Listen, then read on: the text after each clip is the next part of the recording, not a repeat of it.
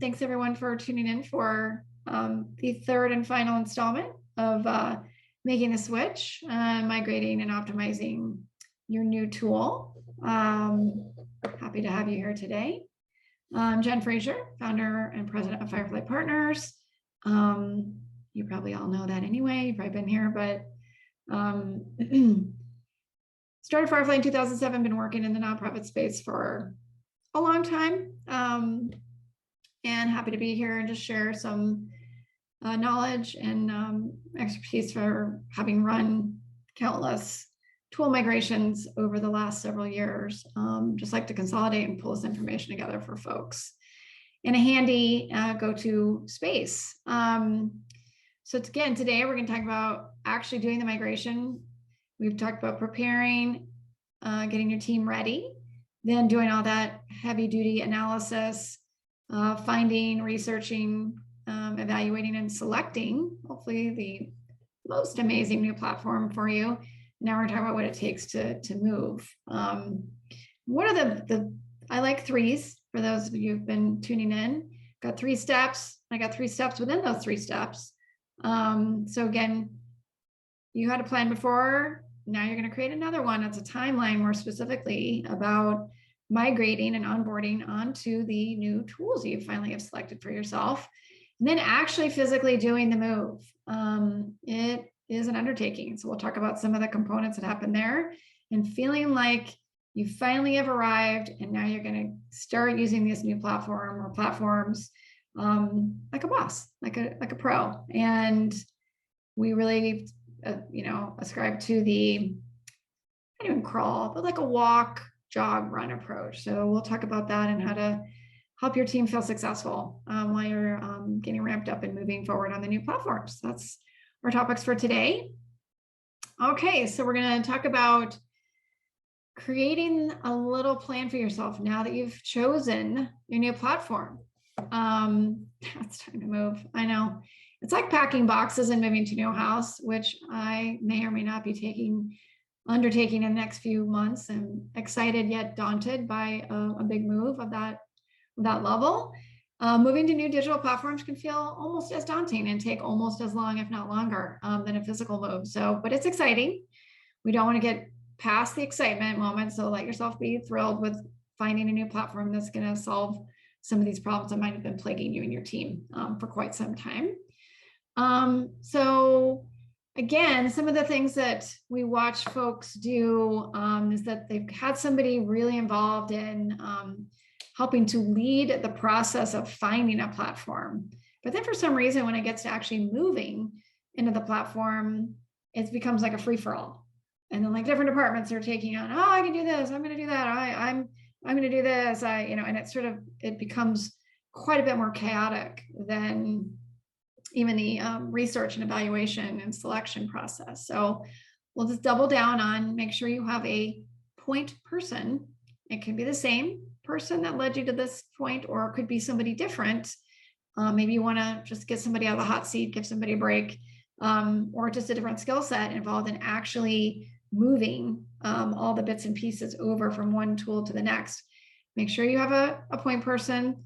And it's really important. I get this question all the time, but how much time should I think about that this person's life is going to be eaten up during the migration process? And sadly, that's a giant, it depends.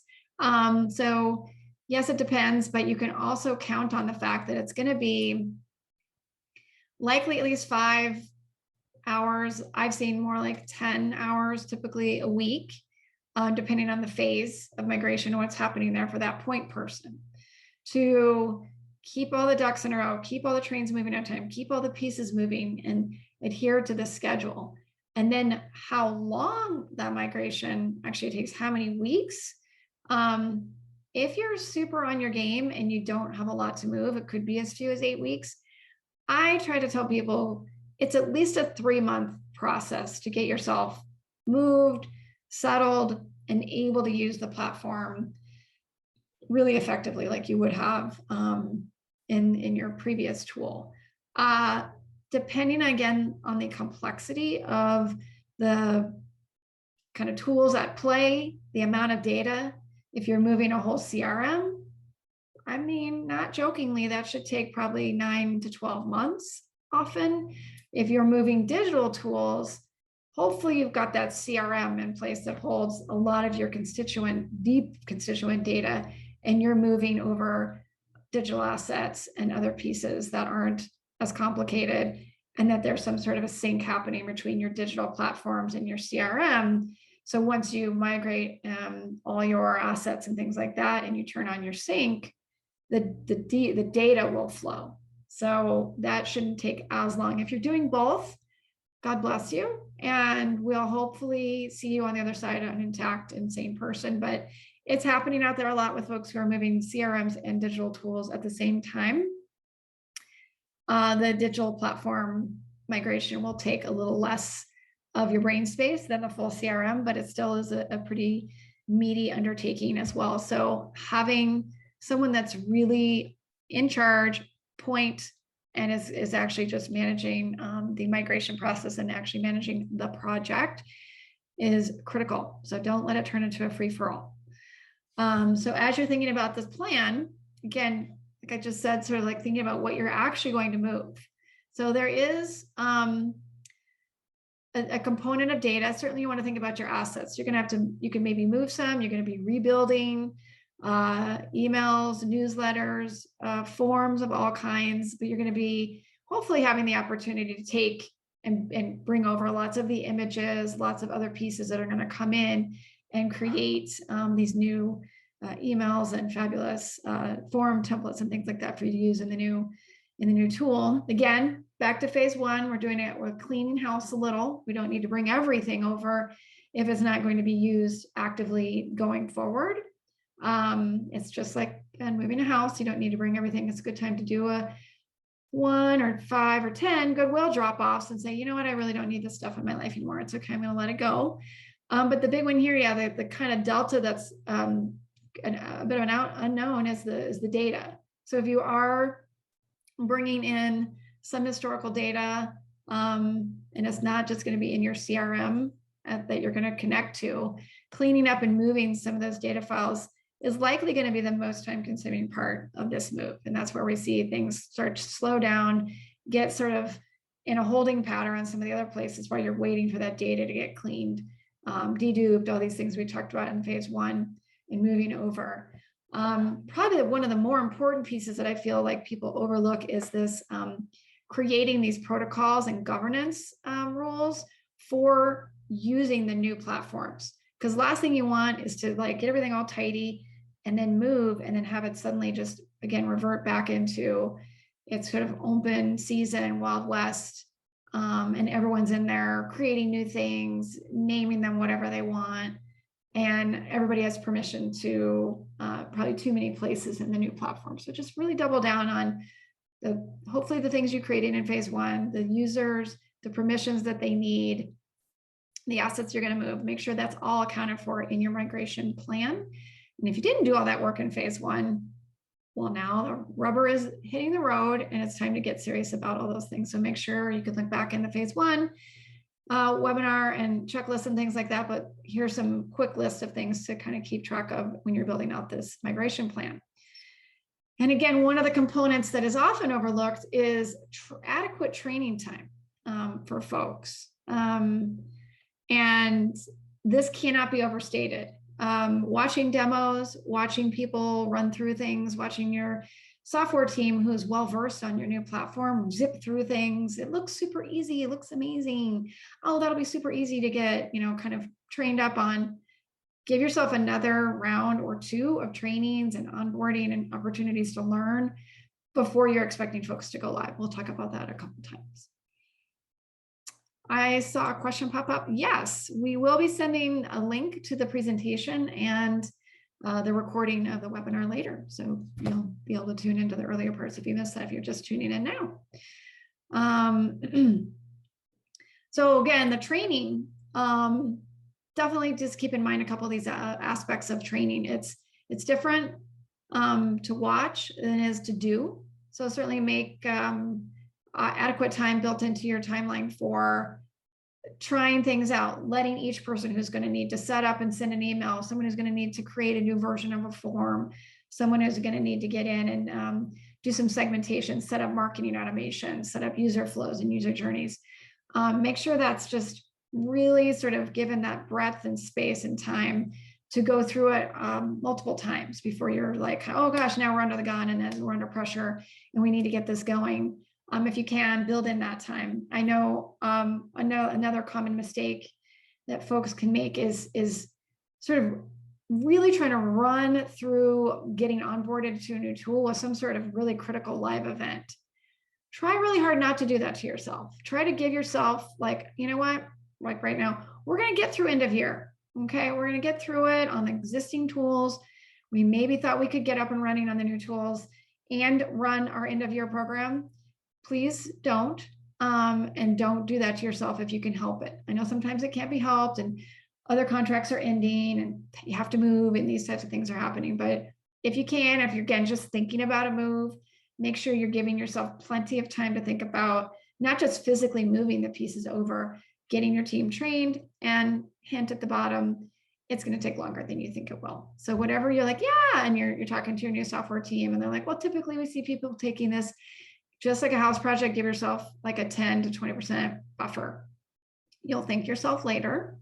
And then a critical part of, again, that plan is who's doing what.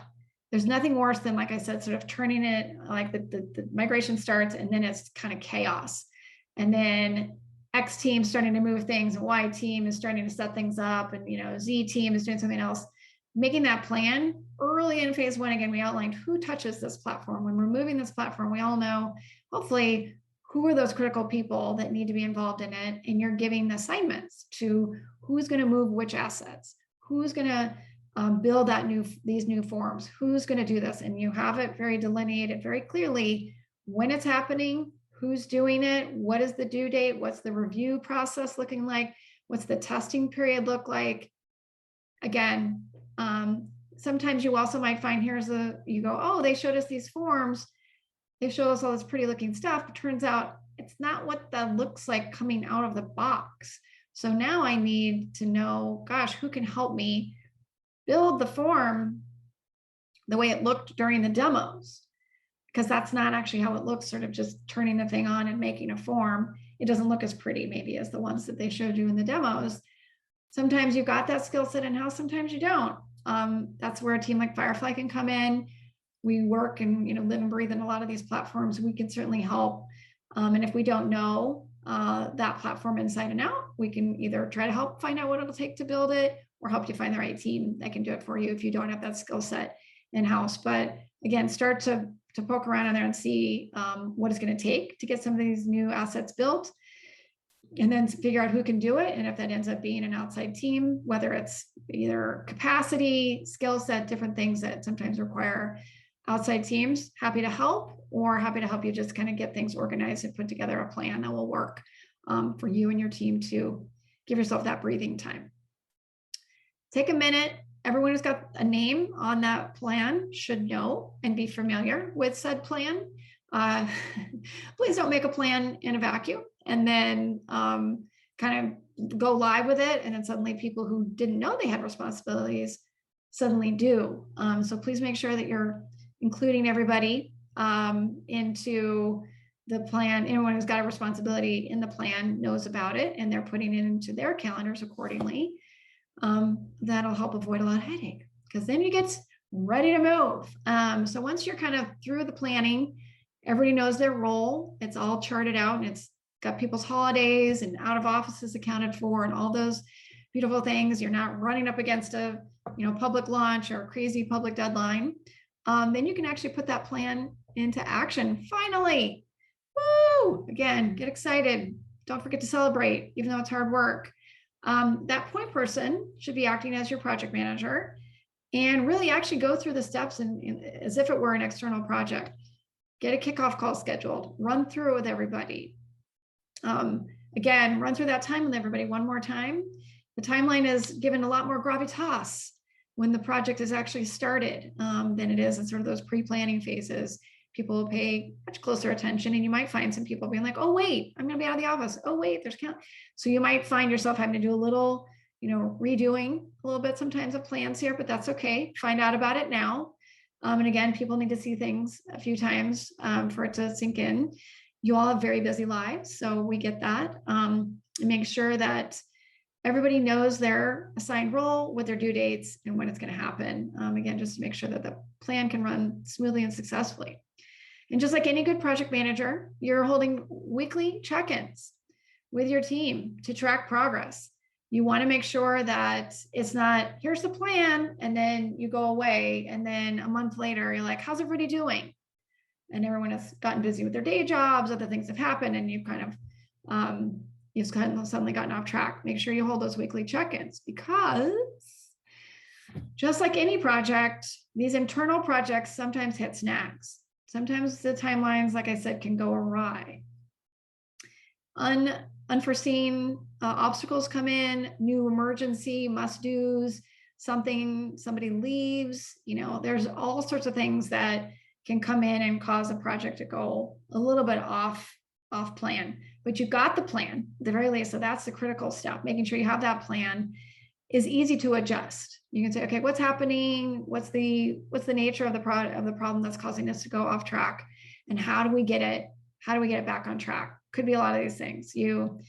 Most commonly we see that two things are turnover happens, or something else critical like pops up. If you're any type of organization that has the need to respond to things that are external to you, inevitably something crazy shows up right in the middle of doing a big migration like this, and you have to account for half the team just got called into emergency response mode, and they have to sort of get called off track.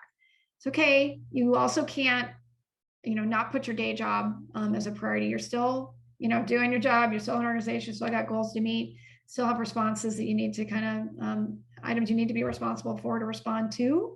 So those things come up. So really what you got to do is how to get it back on track. So if you're hitting a delay, or there's something else that's come up that's unexpected, what else can you do? There are lots of different ways to get a plan back on track. Could be that your point person has suddenly gotten pulled into something that they can't avoid. So maybe that you just need to get a new person that's leading the project and help everybody stay tracking and stay focused. Could be that the team is just kind of losing focus, and the day-to-day priorities are taking over, and they're not able to concentrate or have as much time to dedicate to the migration as you would like. Sometimes you need to get folks above in the upper levels to sort of reprioritize and say, no, we're going to reallocate some things. We're going to either get more folks involved. We're going to really get the team more focused and motivated to get back on track with that tool migration, because you don't want it to linger too long. And it can start to be this kind of weight around your neck if it starts to drag to get up and going on a new platform. Sometimes you need to bring in a team, bring in the external, bring in the fixer. We'll come in, we can help get your team back on track, get the migration moving, and get things tracking to a migration timeline that'll work better for everyone. And sometimes you just can't tackle everything inside all on your own. So it's okay. Ask for help when you need it. Get back on track. If you can't avoid these delays, that's okay. Sometimes you just have to adjust and then re-communicate what the new plan is. That's the big one, is make sure everybody understands what's happening, what delays are happening, and then what are the new deadlines for everybody, so they can sort of keep their own responsibilities tracking. And sometimes even if you just are able to, reallocating, moving things off of people's plates, bringing again other folks in to help keep those team members tracking, but just make sure you're communicating back to the team, so there's no mystery into when things should be happening and who's doing what on the new timeline. And as with any project as well, or with anything, things aren't always going to be perfect. I think that's the thing to just sort of know going into it. Inevitably, things will come up. You might find yourself, again, in this delay pattern and holding pattern, things got messed up. Sometimes you just have to sort of scale back your expectations of what launch looks like. So, what is critical for launch? What do I absolutely need to have? And that's when you say, gosh, I can scale back. What do I need to have happen? But don't let that perfect get in the way of actually getting up and running on the new platform. So once you're moving and you're there and you go, you know what, I've got my most critical forms, I've got my most critical emails, I've got data in, I've got the sync, running. There are different components of that migration. You want to make sure that you're just checking off, saying, okay, at least I have my MVP, my minimum viable product, ready to go for launch. I can build in more forms later. I can get those additional email templates built post-launch. In a perfect world, you're getting all that built before you launch. But if, again, there's something that's pressing on it and you need to get the tool up and running against a deadline, really be clear with your team and yourself, like what is the minimum amount needed for launch? And then maybe you put a post-launch plan in place. So then you're ready. Are you ready? Do you think you're ready? You might be ready. You know what? You're never really ready, but that's okay. You just have to dive in and say, you know what? We're here. We're going to turn the sucker on and we're going to see what happens. And you're going to start to that like inevitable moment when you actually have to send your first email out in the new platform. It's a little bit terrifying, it's kind of exhilarating, a little bit exciting. This is all going to go the way I want it. You're launching this new automation that you've never done before. Ooh, is it all going to work? Are the people going to get the messages at the right time? Are the workflows going to work like we hope they will? Are folks going to come through, and come back through this little ladder of engagement we've set up?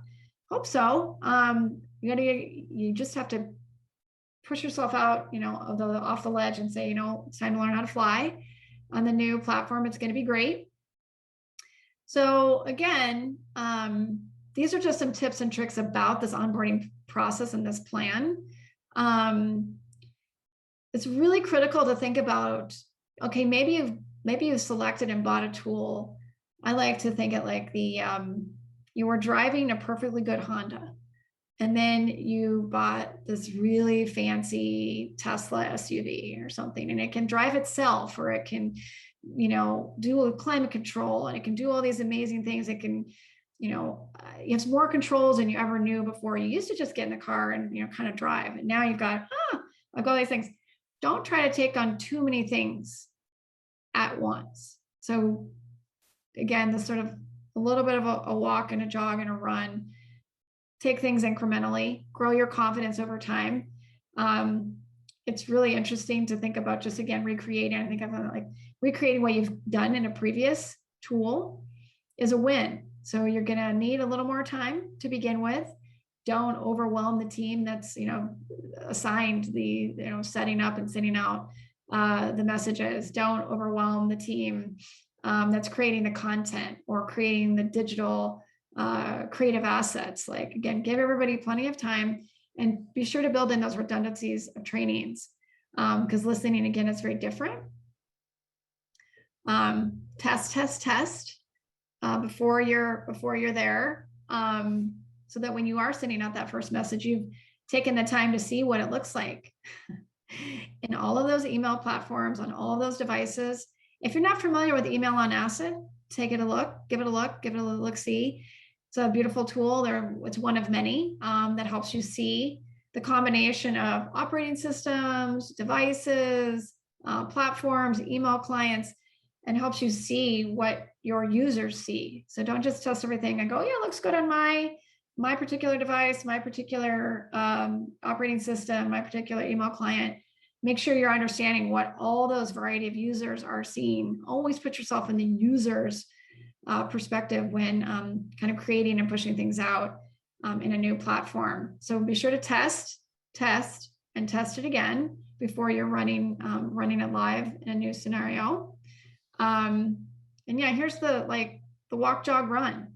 Make sure that you're doing some of those easier things. Like I said, just try to maybe even recreate, even if you bought that Tesla, just get it out on the road and drive down the road and see what's happening and do the basic steps first and say, okay, I'm feeling good. I'm feeling confident. Now I'm going to add in that layer of complexity that I didn't have on my last platform. So I have to go, I got my baseline, I'm feeling solid. I'm going to add in additional functionality. Here's a good example is I'm going to just get used to sending out my emails like I was doing before.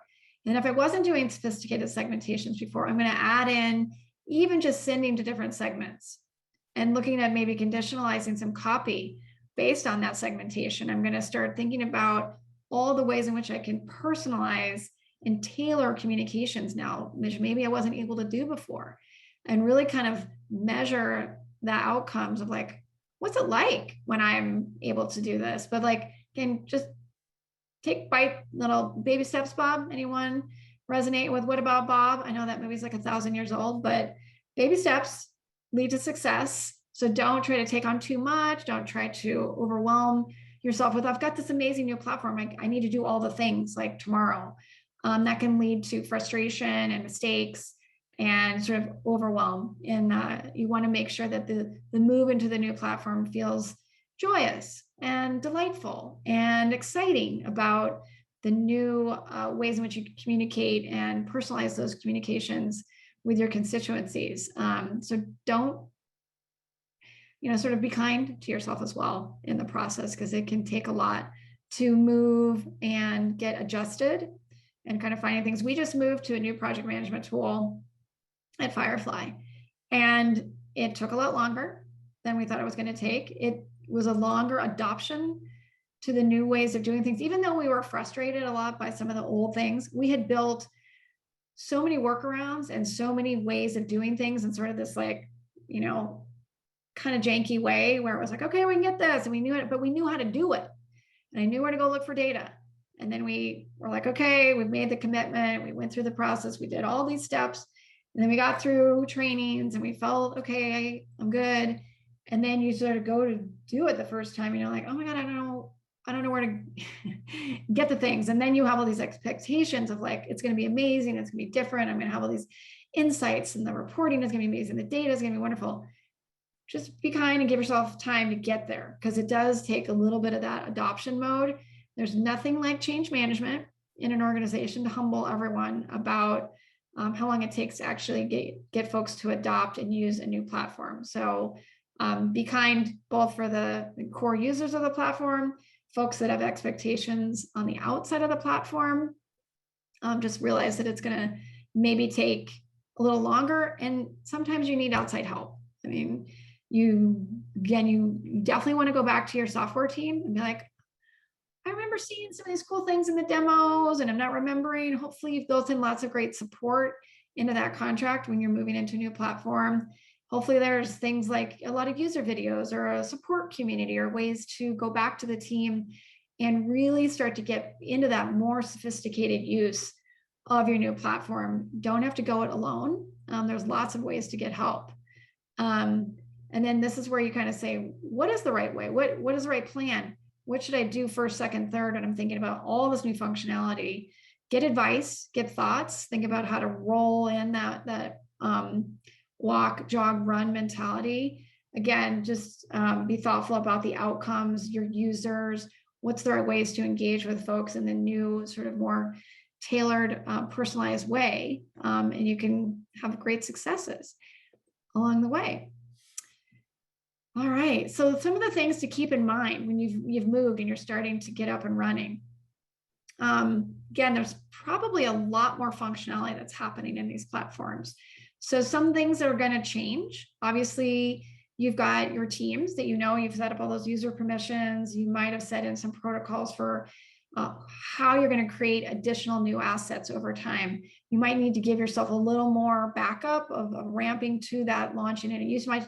I used to log in and create that form myself on the fly, name it whatever I wanted and start using it. But we're trying now to kind of run things maybe in a different way. So I want to be a little more controlled into the access into the new platform. I want to make sure that I know who's creating what are they naming it, what's the use of it. You don't want to bog yourself down with too many rules, but again, just to create a little more safeguards into not recreating what oftentimes is a little bit of a mess in your brand new house. The biggest change that we see clients kind of struggling with is suddenly you can segment and suddenly you can tailor communication. Suddenly you can do all these things that you wanted to do. But like is highlighted right here, all that really means is it's a lot more content. So you have to have versions of copy. You have to think about what are the segments I need to be communicating with? What makes sense? Don't over segment yourself. Oh my goodness. I see also people overdoing it with the segmentation. So you have to think, is this a segment and a particular audience that needs a tailored piece of communication or not? Is that audience going to recognize the personalization enough to sort of move the needle in an effective way? Sometimes you just have to test these things, but just because you can segment down to the minutia doesn't mean you should. So I think that's another piece, is really thinking about, what do I need to be actually using? I can do all of these things. Do I need to use all of it? And again, do I need to use all of it today? So really think about segmentations. And if you're going to do versions of email, landing pages, thank you emails, all these things can really be targeted. You just need to make sure, either again, you're doing a little bit of this generic content for some of those pieces, but where does the personalization need to come in? Where does that conditionalized content make the most impact for your users, when you're really showing that you are listening and you are paying attention to what they're doing, which is 100% a more effective way to communicate with folks on your list? When and how are you putting that into practice most effectively? These are lots of things that a team who maybe hasn't had this level of functionality kind of at their fingertips struggles with how to use it most effectively. Lots of different learnings out there. Again, teams like Firefly, other folks can really help you create a more effective strategy for your outreach, and when to put in some of this personalization, when to create a more tailored journey versus keeping it more sort of standard, which takes a little bit of burden off of your team. But think about how you need to personalize sort of all of your outreach, nurturing, communications, and user journeys most effectively, so that it's tailored where it makes sense, because you don't want to go overboard on the creating 25 versions of content. And really at that point, once you start tracking it, you're realizing that maybe some of those segmentations aren't critical to move the needle and say your donations, your event participation, all those types of things. So think about it strategically. And again, you're probably going to just want to analyze your results. So that's the biggest takeaway that you're probably going to see from new tools, is a lot more sophistication, both on the front end of segmenting, targeting, but then a lot of the analysis. One of the ways we've seen folks really sort of grow into their tools is really starting to grow the sophistication of analysis of outcomes.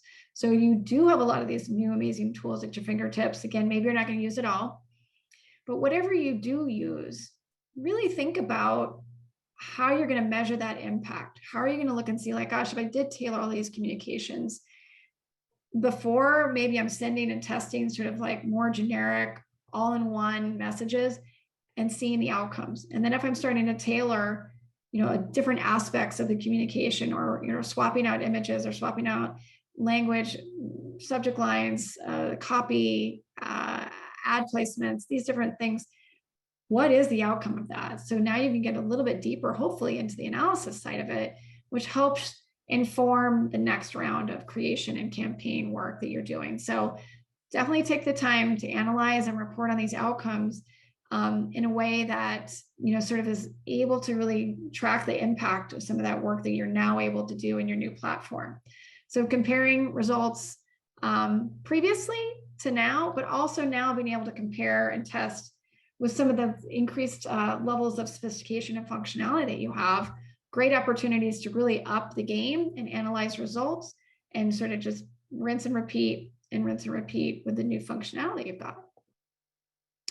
And then building, again, like let's start to think about creating the strategy that helps you sort of, again, do those little successes, little wins, and feeling successful for just at least trying to do some pieces of the new capabilities you have in your platform. So key. And then you're off to the races, folks. You got all that way through. You built a great plan. You analyzed, you researched, you found the right opportunities in the tools. You grilled all those software folks through those demos. You landed on a platform, and then you made a successful plan. You migrated, and now you're using these platforms successfully, really thinking of a thoughtful approach to all your messaging, segmentations, your outcomes, analyzing, your personalization.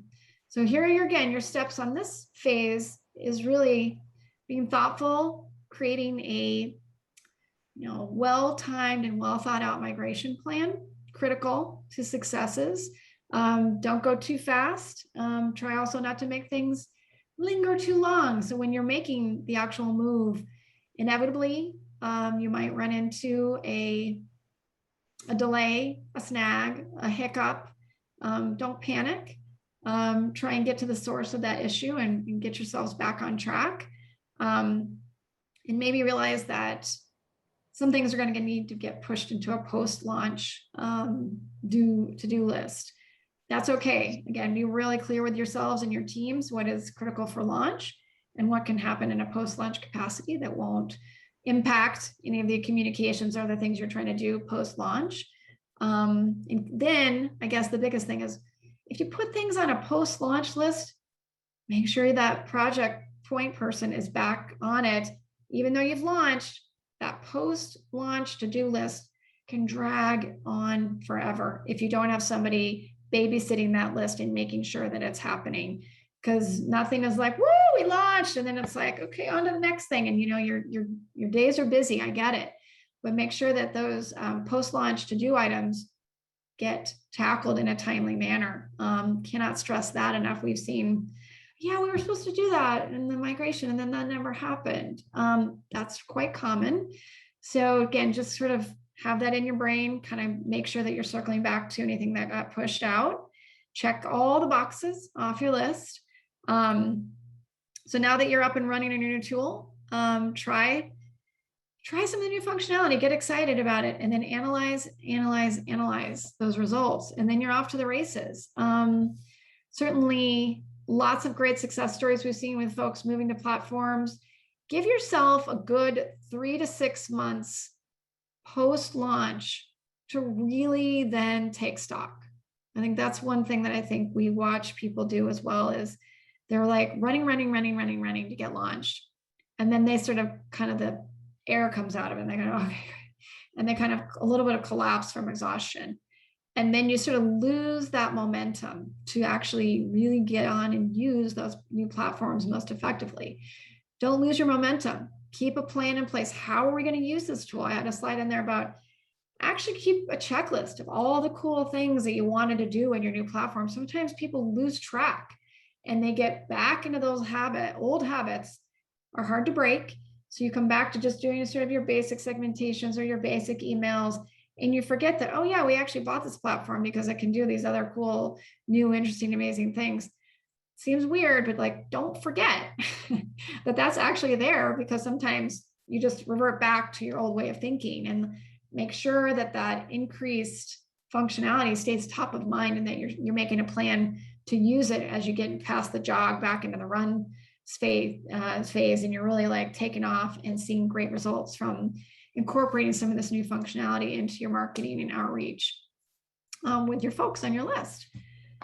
We got a small team. I didn't see any questions pop up along the way. I know Steve, when he popped up, he had his hand raised, but I don't know. Steve, do you have anything? You have a question? No.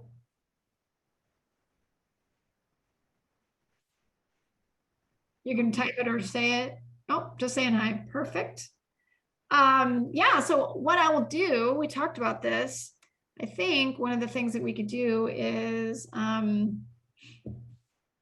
thinking about a plan. I could do like a sample onboarding plan with asset migration baked in, data migration baked in, some of the things that people have sort of just a sample. Again, obviously you're going to tailor it for yourself and your team and your specific needs, but we'll come up with a sample kind of onboarding plan and timeline for folks to use as sort of a nice handy resource as you're kind of getting into this phase of it. So thanks for tuning in. This is the last installment of this particular 3-step series around making a switch and getting up and running on your new platform. We will send out the recording, we'll send out the slides, And then obviously my door is always open. I'm always interested just to hear, success stories, even not success stories, and sort of just help us learn, because we're doing this with folks all day long. And if there's other things that you have learned along your journey that you'd love for us to incorporate into our process, that would be super helpful for me as well, sort of how I can incorporate additional best practices that you all have learned out there doing this work yourselves.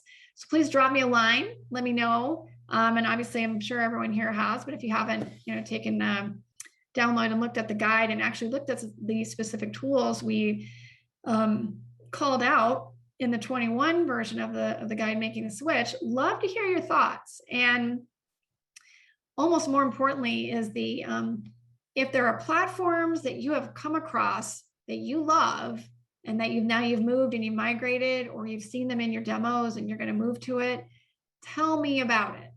I get my best hints and my tips and my tricks from all you out there who are doing this, and that helps us do a better job of putting the right platforms in front of all of our clients and just folks we're talking to out in the space. So certainly if you have a platform that you love, that you want us to include in the next round or the next go around, let me know. And then just drop a line. Let me know if you need any help, or you're just want to bounce ideas off me. I'm always just love to know what folks are up to. And if this is something you need to just get another set of ears on, always happy to just chat.